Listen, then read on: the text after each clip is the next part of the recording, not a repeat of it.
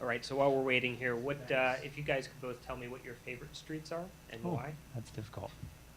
But one of my favorite streets to be on in America, because it's, it's too easy to say, well, I can tell you a street in, London or Paris or something.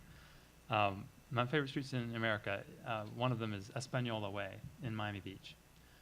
When you go to Miami Beach, you should ask somebody to show you where Espanola Way is. It's South Florida's best block. And it's also the slowest, skinniest street we've got in Miami Beach. What about you, Dennis? I'll give you two examples of two cities that I've spent a lot of time in. One is my hometown of Philadelphia, Kenmack Street, which is a skinny street, roughly built in the 1800s. And then portions of Michigan Avenue in Chicago. Very different scales. Yeah, so one wide, one skinny. It isn't that wide is always bad. Right? Exactly. All right, so Okay, first one. So they're obviously filtering out the really controversial ones. Come on, guys, hit us with the hard Have ones. you found TDM to be important service to other areas?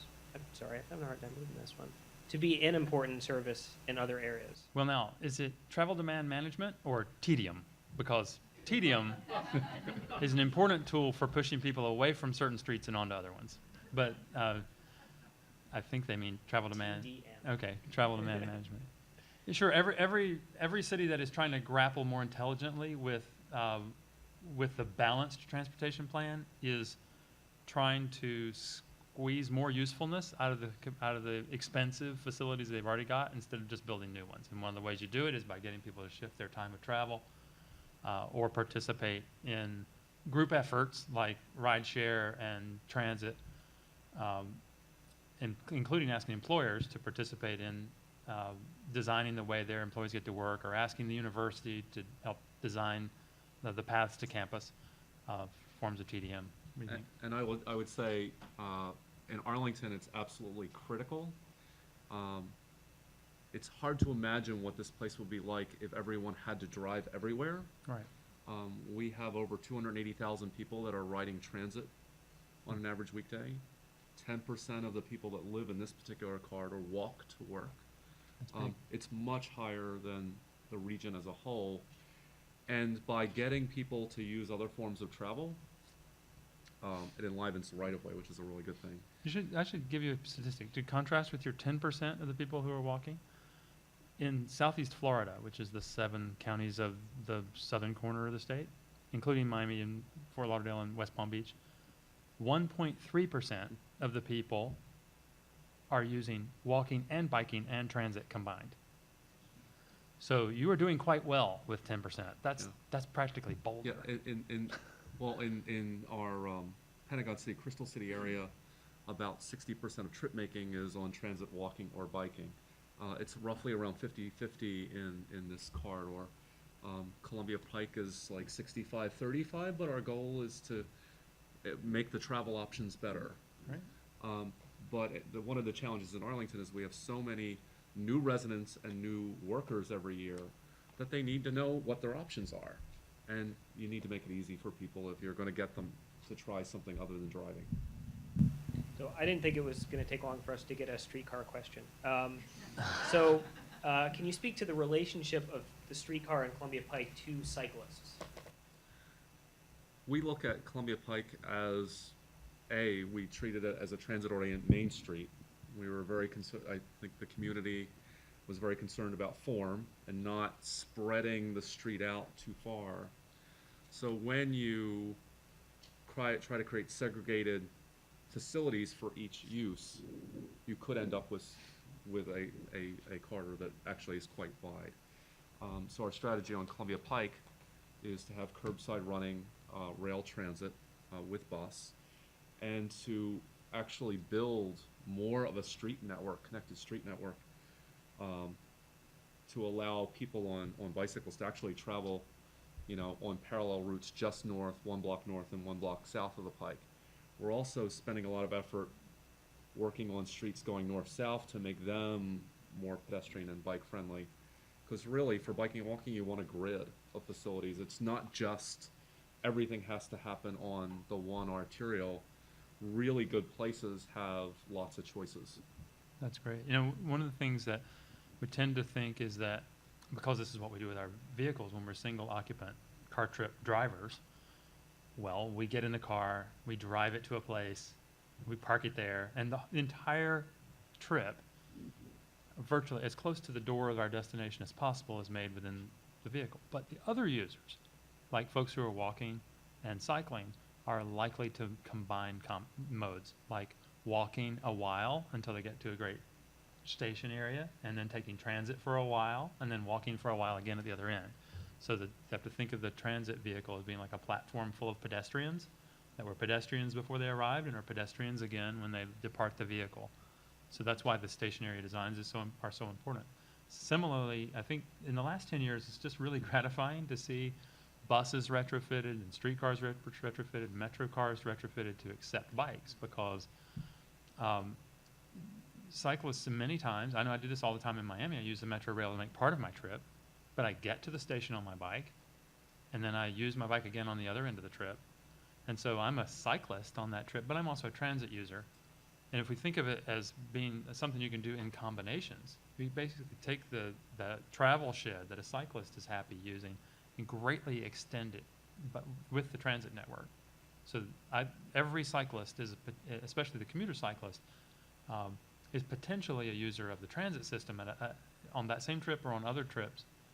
So we need to think about, and similarly, the recreational cyclists who are exercising for part of the time that they're on two wheels, but they might have driven there to their to their trailhead and started their trip in their car. So this idea that there's a segment of people that are solely drivers and another segment of people that are solely cyclists isn't exactly right. Most of us as cyclists, I'm a commuter cyclist, most of us as cyclists are also drivers at other times or on other parts of the trip, or transit riders at other times. And the only thing I would add to that is what I think is truly a transformative form of travel, which is bike share, which is point to point, where people combine walking trips and a short bike trip and a transit trip.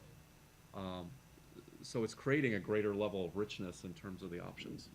The success of Capital Bike Share has really big national importance. I'm not sure people here who are just able to take advantage of it without even thinking about it realize how much that story has emboldened other communities to start that.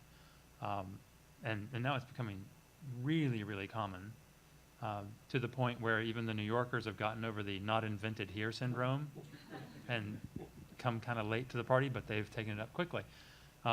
In Chattanooga, Tennessee, you can use bike share to go point to point. And if they can do it in Chattanooga, we can do it in a lot of mid-sized and small cities, not just in the nation's capital. So, a lot of the examples that you showed, Victor, the cars sometimes seem to be the thing, the one element that makes the streets, it keeps the streets from being as great as they can be. So this question is, what will it take to finally kill the beast called the motor car? Okay, well, I hope this isn't overly nuanced filibuster of an answer. I don't think that's necessary, first of all. We are already seeing our national habit changing, not just because of the younger people choosing different preferences, but because of the overall population is having its vehicle miles of travel drop for the first time in history. So that change is already happening. You know, the auto used to be king. It's not king anymore. Done. That doesn't mean we're going to get rid of them, or that we need to get rid of them altogether. We deliberately, after searching through 18,000 pictures, picked one with a Hummer-like thing on it to put on the cover of our book. Did you notice it? It's practically a tank sitting there. You didn't notice it? It's not interesting what one bike wheel will do, or one pretty girl on a bike will do. You didn't even see that thing sitting there. The future is balance and combination, and the cars are welcome. They just can't dominate the whole scene, right? And they shouldn't have to dominate our whole lives. So we should have choices, use our cars when we want to. That's why car share is also important, because it means now you might pay for a trip using the car instead of paying for the car. You might insure a driver rather than a vehicle. So I think all of those costs associated with driving are all shifting around to deal with a population with different habits. I like to drive. I love my car. Sorry to surprise you with that, because after I've just spent an hour bashing them. It's nice. You know, and I just wish all you other suckers weren't on the road using it at exactly the same time when I'm trying to get somewhere. I'm just gonna mention two things locally. We talk about expanding travel choices. So it's giving people a greater array of safe, attractive ways of getting around. And in a lot of our streets, we are actually seeing traffic dropping. Right. And that allows to do some rebalancing. It frees up space for wider sidewalks, street trees, some on-street bicycle parking, and just kind of creating a better balance for the street. And we've also been looking at speed reduction. We're moving more of our streets to 25 miles an hour. Great. But You mean I posted think speeds of 25? Posted speeds and design speeds. We Great. treat design and posted as the same, Okay. which is actually not common in the No, industry. 85th percentile usually is. The No. assumption is that 15% of the Yeah, people we will would really violate. very much want people to drive the posted speed limit. Do what you're told, people. Yes. Dennis This is said, actually- drive 25 or less. This is a good follow-up question, actually. Victor, what do you think of pedestrian-only streets? Mm-hmm. And Dennis, what do you think it would take to make them more viable? Okay. So there was a fad in the 1960s and 70s of closing main streets and making ped malls, pedestrian malls. It was successful in a couple of places. Successful in Boulder on Pearl Street. Helps to have a 25 or 30 or 40,000 student university right next to it when you do it. It was successful in Iowa City for the same reasons. There's a nice ped mall in Madison, Wisconsin. College towns. And there are lots of pedestrian-only spaces that always were, like in European capitals, for example. But based on the success of a few, the experiment was run in town after town after town, to including in Charlottesville, to make a ped mall out of a street. And painful, disruptive process to the economy of that street and its natural operations. Now, Charlottesville's doing pretty well now in the ped mall, even though the university is kind of far walk from most of the ped mall. But it took a generation of resuscitating processes. Lincoln Road in Miami Beach was a disaster for 30 years after they turned it into a pedestrian mall. Philip Johnson once observed that Walt Disney didn't keep cars completely off of Main Street in Disneyland. In fact, he programmed it so that there were trolleys and fake fire trucks, horse-drawn fire trucks, and buses and things going back and forth all the time to make it seem like a real street, because if you didn't have that, it wouldn't seem like a real street. And I think there's something to that. So what we did was we took something that should be an exception and we assumed it would be a rule, and that failed. So a lot of the streets, those ped malls had traffic return to them, just in time for us to have our vehicle miles of travel drop, have people fall in love with walking again, and to see many of the European places have not just those few places in the capitals, but giant areas of pedestrian-only success. You have to have a lot of people around if you're going to make a mixed-use environment succeed pedestrian-only. It was dogma for a long time among the new urbanists that pedestrian-only streets were a bad deal. Don't do it. Don't propose it. People will hate you for it. Don't do it. Lincoln Road failed. And I think now that dogma has been loosened up a lot. People are newly interested in it. Our travel to places that have been reducing it, including in Times Square, Debbie, thank you, where they thought it would be Carmageddon for the taxi drivers that weren't able to go through there anymore.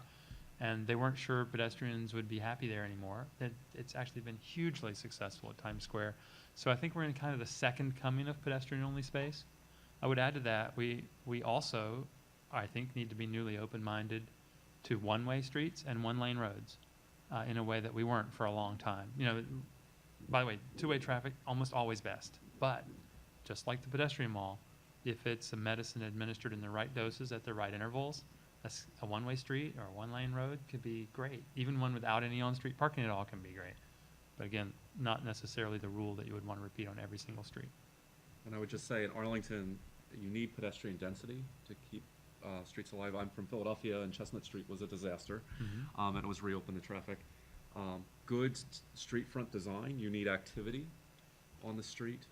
And I would also throw out something else, which it doesn't have to be a pedestrian street or a open street. If you look at most European cities, they do managed streets.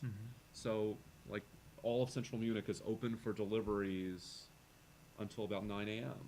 And then it closes for the remainder of the workday, and there's outdoor cafes and other things set up.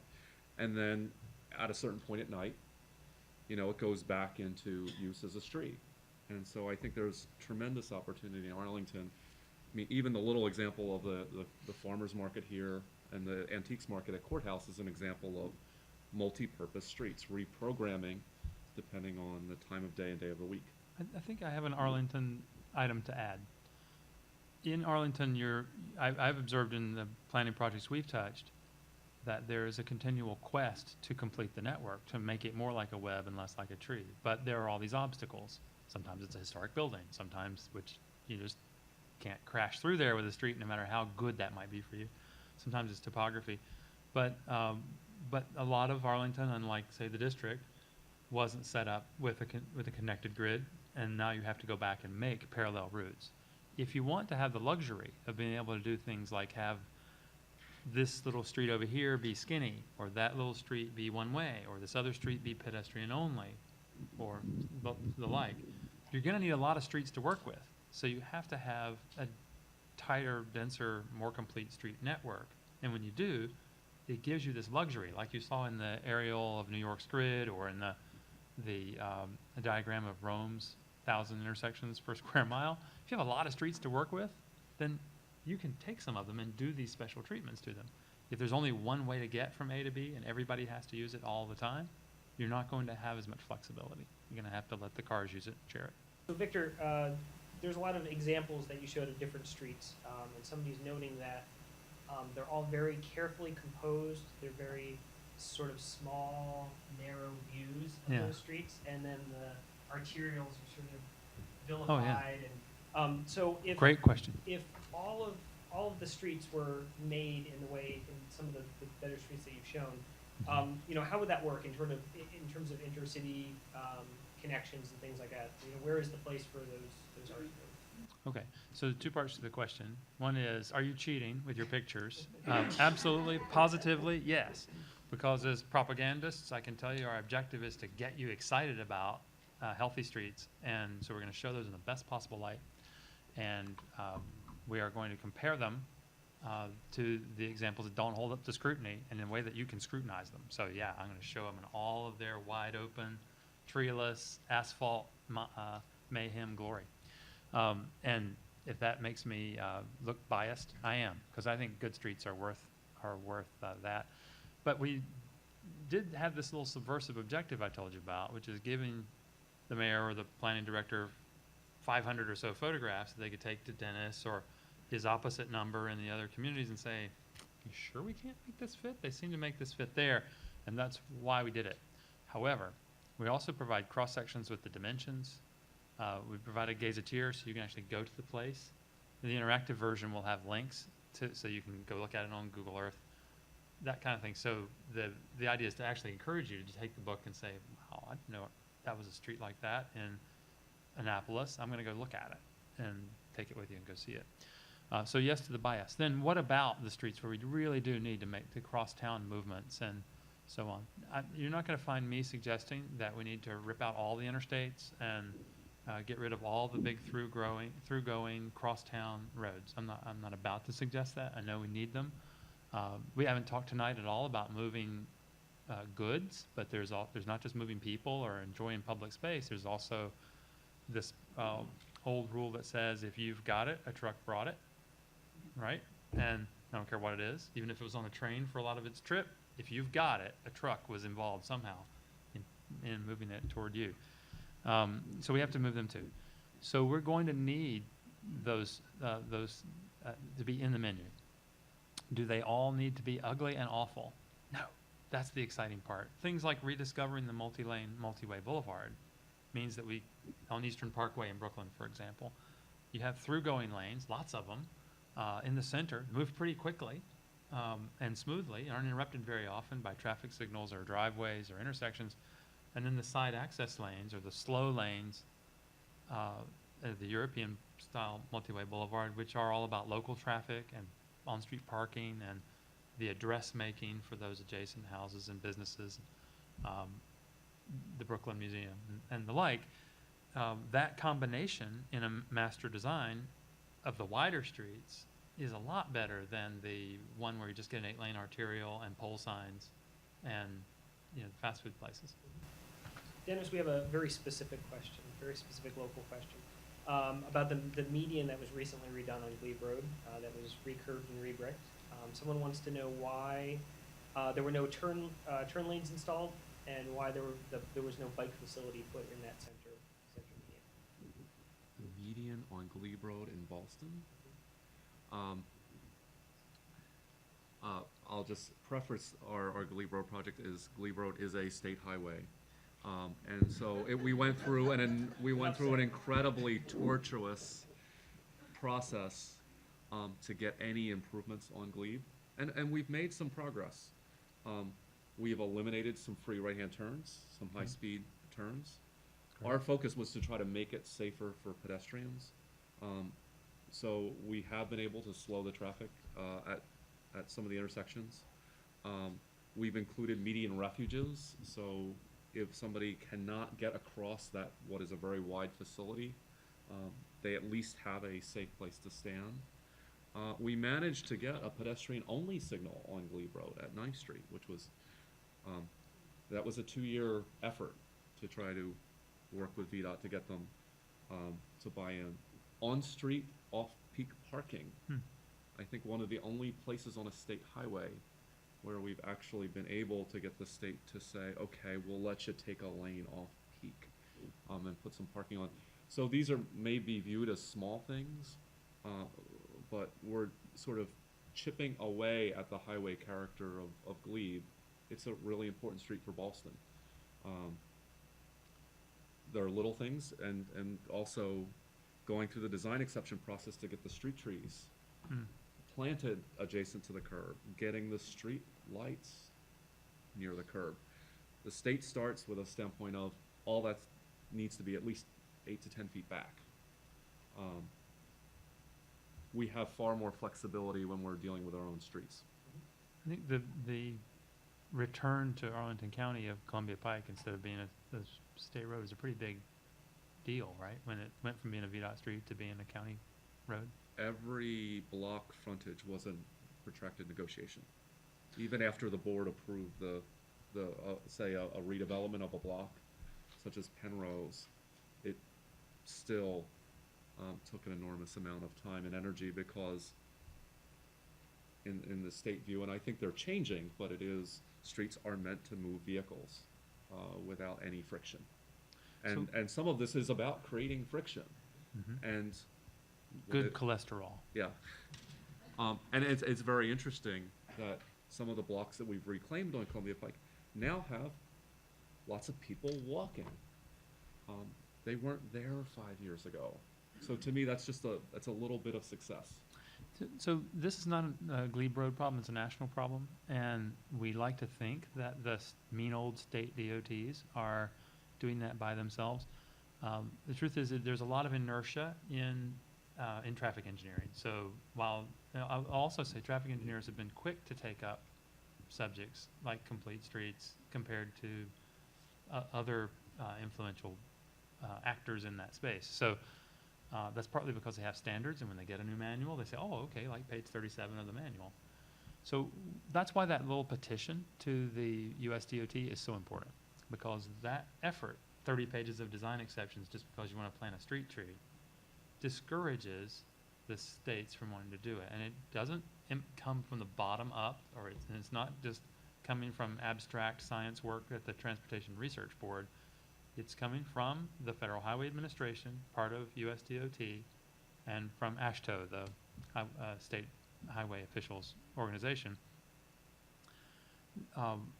If FHWA and USDOT and AASHTO embrace the idea of a more nuanced functional classification, as they call it, a lot of this could get better. Think about it. Instead of just what I call rural, which means suburban, and urbanized, which means suburban.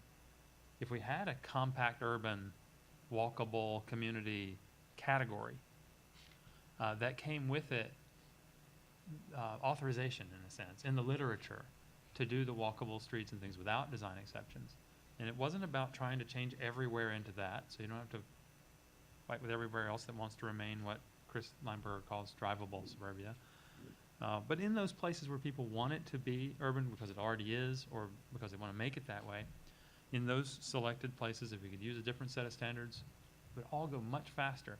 And I honestly believe that the mean old transpocracies, like VDOT and FDOT and TxDOT and Caltrans, would all quickly adopt it. Texas DOT, for example, adopted for statewide application a book produced by Congress for the New Urbanism and the Institute of Transportation Engineers on walkable urban thoroughfares. It's an imperfect book, but it's light years ahead of the preceding older literature, and I'm hopeful it'll get better and better in its next edition. They adopted it for statewide application. And Dennis, I saw what happened when we went to South Padre Island in Texas, and we said, okay, we want to change this strip into some other kind of street. And the couple of nice fellows from the local Texas DOT office looked at us like didn't quite know what we were talking about, and we said, so remember this book that up in Austin they said has been approved for statewide application? We want to do the one that's on page 42, and it looks like this. And Scott Polikoff turned it around and slid it across the table at them, and they looked at it for a minute, and they said, well, okay then. And they're doing it. So getting the literature updated is crucial. Now, I'm not a traffic engineer, and I didn't write an engineering book. We've contributed some to that bookshelf, but we really need the people who are scientists and transportation engineers to pick up, do their research if necessary, and then get the literature in place. And it'll be a lot easier with those rigid But I also want to be fair to people that work in state DOTs. They have thousands of square miles of suburban pattern that they're expected to maintain. Correct. And what we found effective in Arlington is to do regular tours and visits. We're all Right. about moving people. We're all about moving people safely. We just need to do it in a context-sensitive way. We just do it a little differently. And every time that we've actually taken VDOT staff, for example, on tours of places like Ballston or Columbia Pike or Shirlington, they go, oh, Now I see what you meant. yeah, that it is, but if you're in Chantilly, Mm-hmm. it doesn't necessarily click. And actually, the Great point. locals will know what I'm referring to. 270. Yeah. Really quick question from Twitter, Victor. You mentioned the most famous street most famous tree in England. What is that tree? On High Street in Oxford. Does it have a name? The tree doesn't have a name that I know of, but the road is called the High. Yeah. You critiqued some of the streets in New York, in particular the painting on the First Avenue. yes, the bicycle lanes and Mm-hmm. plastic posts. What would you have done differently on there? Well, I remember I also praised them. I said this is an important transition from what it used to be, which is all driving all the time, Well, to in a terms of combination. even if it's not laid out differently, just aesthetically, what Yeah. would have been done better? Well, I think that while a big change was made in order to isolate parts of the roadway that used to just be for cars, maybe they were theoretically shared with a few hardy bike messengers, but not with everybody else. They actually went ahead and said, no, less of this space is the cars exclusive area, and other places are going to be where we want to encourage young people who are interested but concerned to get out there on their bike and try it, or bike share customers who are in New York for the weekend to actually try riding around Manhattan. And that's I'm praising that, and that's important. I think what we're saying about streets like Second, which they're rebuilding in order to build a new subway line at long last for that part of the island, when you're going to rebuild it topside anyway after all of the work is done below ground for the subway, to just go ahead and be more ambitious and rebuild it as great public space that the local communities will appreciate. And if that means that the traffic capacity will be diminished, that ought to be well worth considering in our one city that, in terms of travel options, is the greenest one we've got, where we've got the greatest concentration of people who are already moving mostly through non-automotive means. That ought to be worth considering. And so that's why with the more radical proposal of greatly diminishing the car capacity, not eliminating it on second, was held up as a contrast to what they did do on first. In the end, you need more than one kind of street on the menu. And so what you do in one, you might not repeat exactly the same on the next one. And if you have a lot of streets to work with, you can give yourself the luxury of more experimentation. And we were just talking about bikes and things, and there's all sorts of other stuff, like how you deal with stormwater creatively on a greener street. Well, that's one of the purposes too. And how you make retailing more successful, that's also one of the purposes on some of these streets. Those ugly white and yellow plastic sticks I talked about are about getting people to overcome their initial fear to enter the road space on 2 wheels or 2 feet in the first place. And that's beginning to happen. I think the genius of the tactical urbanism approach, which in a way has been applied by, in one version, by Jeanette Sadik-Khan in New York, and Gabe Klein when he was in DC, is that instead of getting permission to do the final design, the final solution, that sounds kind of sinister, that was hyper-engineered and was taken before every possible board and committee for final approval. What Jeanette did was go out, say on Madison Square in New York, and in the middle of the night, repaint the street and put big potted plants down and boulders and things and movable chairs into what the day before was car space. And the next day at Madison Square, New Yorkers just came pouring out of their buildings and sat down in those new cafe tables and acted like they were always there. And the beauty of that is that she didn't wait until she had permission from everybody. And she made a lot of people mad with these sudden overnight projects. It's very controversial. But she got a proof of concept before she had the investment and the rigorous approval process for something final and expensive.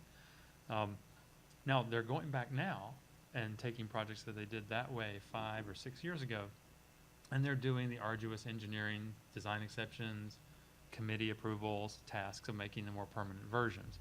And what I'm saying is, okay, when you do that, don't do it with ugly yellow plastic sticks and little reflectors, and do something beautiful.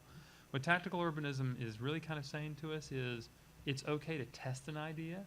In fact, do something provisional first, measure the results, learn from what you did, maybe do it again, and then build in a more permanent way after you've learned by doing.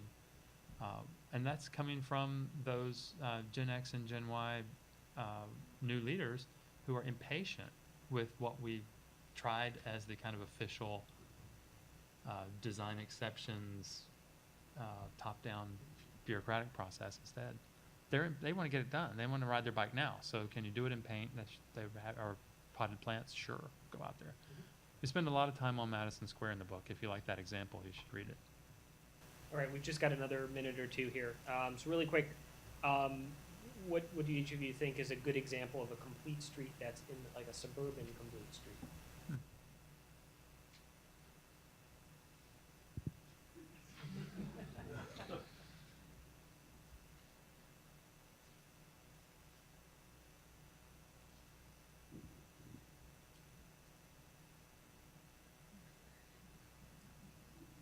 We can come back to that. No, I'm actually trying to choose. I think there are a number of them, and this is going to sound kind of partisan to those who are skeptical about the new urbanism, because all the projects I can think of are examples of that the new urbanists implemented over the last 20 years. If you go to a place like Habersham in Beaufort County, South Carolina, and you stand on Lachine Circle or Market Street, you are in an absolutely masterfully designed complete street, and you will never know it. You will see people going back and forth on their bikes, and you'll see pedestrians and little kids playing, and you'll see stormwater handled intelligently with a natural drainage solution and a limitation to all that impervious surface. You'll see slow design speeds. You will not notice any of that unless I point it out, because it just feels that wholeness idea is visible there. It's a completely new suburban street. Everybody uses it. I mean, it is on the natural path between origins and destinations for folks in Habersham going out to the larger world.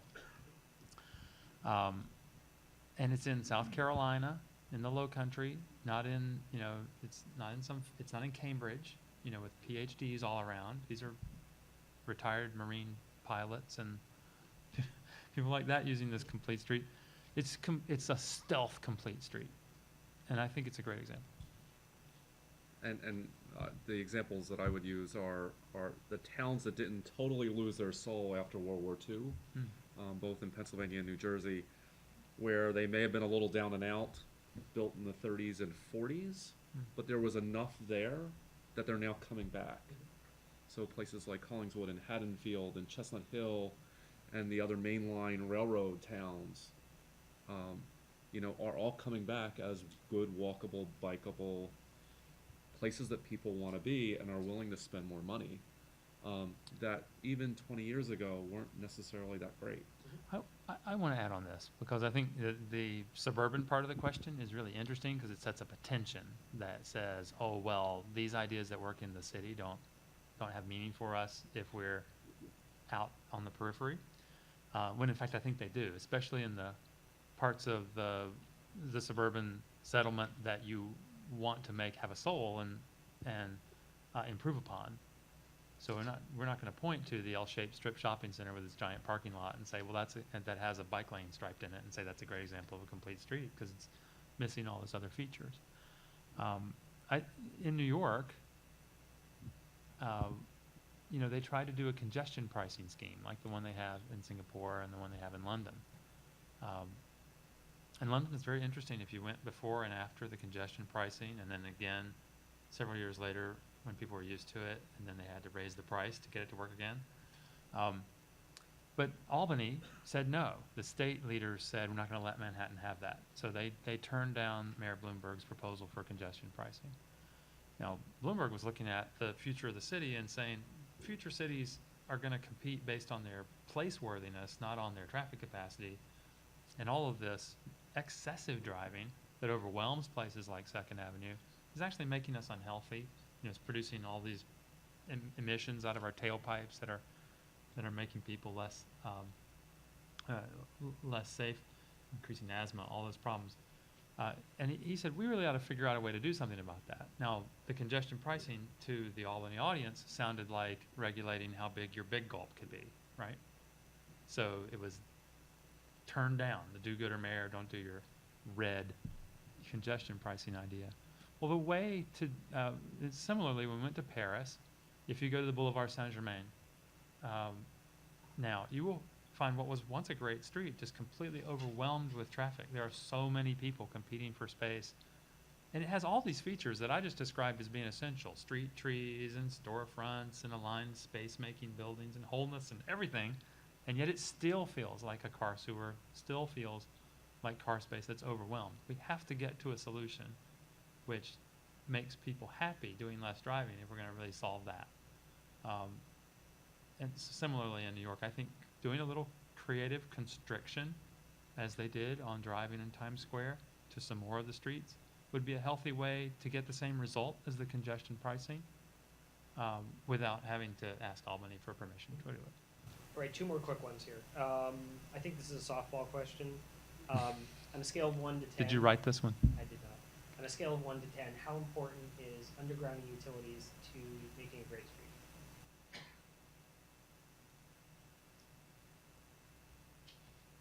6. You know, first of all, has somebody investigated the option of relocating them to the rear lot lines on that block instead of burying them in the street? It costs about 1/12 as much as burying them. Second, don't we have great streets that do have wires but may have different urban forestry practices that don't destroy the trees in the process of keeping them free of the wires? You know, it is pretty great thing to do for the benefit of the street, but have you done everything else you need to do for the street first? Like think about where the fronts and backs of the buildings are instead of the wires. So I love seeing overhead wires go below ground, especially where I live, where we have hurricanes and it takes weeks to get the power back on after a storm, or where you live, where you have tree limb damage during a snowstorm and then you wait for the power to come back. But on the scheme, in the larger scheme of things, small block size is really important. Controlling the design speed through any of the means that Dennis and I have been talking about, that's way up at the top of the list. And the overhead wires are problematic and need to be solved, but they're secondary. That's my view. Probably in the same place. It is, I think, where you have a scale of redevelopment, you really should put the wires below ground. What gets harder is retrofitting existing streets where no major change, no redevelopment is going to take place. So you just have to charge everybody for it. So it just, I don't like that. and our experience in Arlington is it's extraordinarily expensive. And for people that haven't been involved, it exceeds $500,000 per block face. Well, and it's it's triage also. There are some streets that are more important than others. We just Yeah. have to get used to that idea. There's some streets that are more important than others, and we have to put the investment in the high priority streets, the A streets, not necessarily the C or D streets. And that is hard to accept because we think every public space is important in the city and everyone's address is important. But there are some streets that are the shared living rooms of the city that everybody is using, like the high streets or main streets, and those are the first priority. So Victor, you mentioned, you gave sort of the statistics about kids walking to school, how it's happening a lot less. Mhm. Do you talk in your book at all about safe routes to school Yes. or promoting that? Sure, and the Safe Routes to School program is a really good thing. It's interesting to me in that, although it's a national program with a few guiding principles and standards, how it is applied is creatively addressed in every local jurisdiction that has an interest in it. So the solution for Safe Routes to School in Raleigh, North Carolina is different from the one in Berkeley, California, and I think that's great. I'm fascinated with that aspect of SRS because that means a lot of experimentation is going on. The Safe Routes to School, once implemented, are safe routes for everybody else that may be walking right past the school to the corner store that lies beyond, the transit station that lies beyond. And so while the implication is that they have benefits for all the little Jasons and Jennifers going to school, they actually have benefits for everybody else as well. And so I also like that subversive aspect of SRS. Well, thank you very much. Thanks for having us. Street design, the secret to great cities and towns. Victor Dover, thank you very much. Dennis Leach, thank you for being part of the program tonight. Thank you all for being here.